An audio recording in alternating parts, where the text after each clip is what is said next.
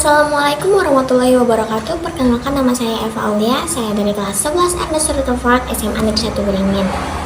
Di sini saya akan membahas tentang sejarah munculnya sengketa batas wilayah Blok Ambalat. Indonesia dan Malaysia adalah dua negara yang dalam sejarah pernah bersengketa satu sama lain. Salah satu perselisihan Indonesia dan Malaysia adalah sengketa batas wilayah Blok Ambalat.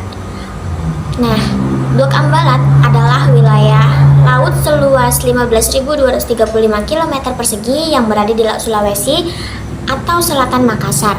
Blok Ambalat diperkirakan memiliki kandungan minyak dan gas yang dapat dimanfaatkan hingga puluhan tahun ke depan.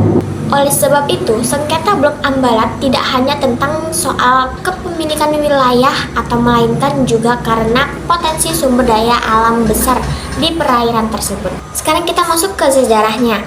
Sejarah terjadinya sengketa wilayah Blok Ambalat antara Indonesia dan Malaysia bermula ketika Indonesia dan Malaysia masing-masing sedang melakukan penelitian untuk mengetahui landas kontinen dan zona ekonomi eksekutif atau ZEE. Di tengah penelitian tersebut, baik Indonesia maupun Malaysia mengalami perbedaan persepsi terhadap posisi Ambalat.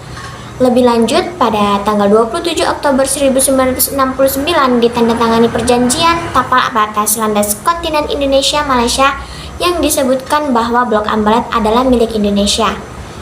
Sejak saat itu, konflik antara Indonesia dan Malaysia mulai memanas, khususnya pada tahun 1979 ketika Malaysia mengakhiri perjanjian tapal batas landas kontinen.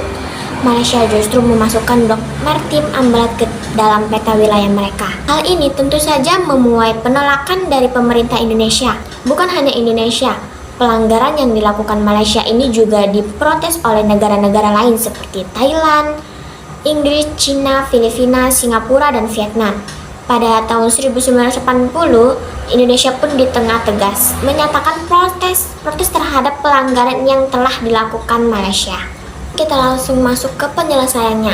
Kemudian, pada tahun 2009, Presiden Susilo Bambang Yudhoyono dan Perdana Menteri Malaysia Abdullah Ahmad Badawi mengambil solusi politik untuk meredakan masalah sengketa Blok Ambalat ini. Melalui pertemuan tersebut, pihak Indonesia atau Malaysia saling menjelaskan landasan hukum klaim atas Blok Ambalat. Penjelasan landasan hukum Malaysia terhadap Blok Ambalat pun ditolak oleh Indonesia.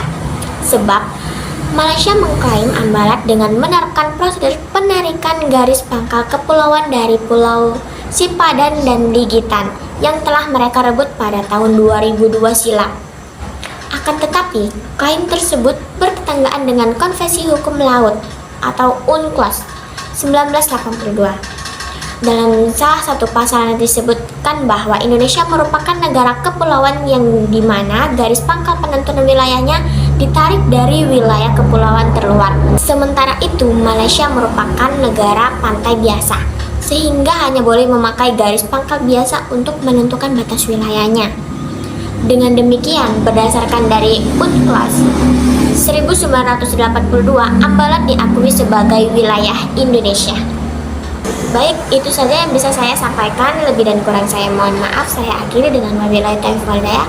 Wassalamualaikum warahmatullahi wabarakatuh.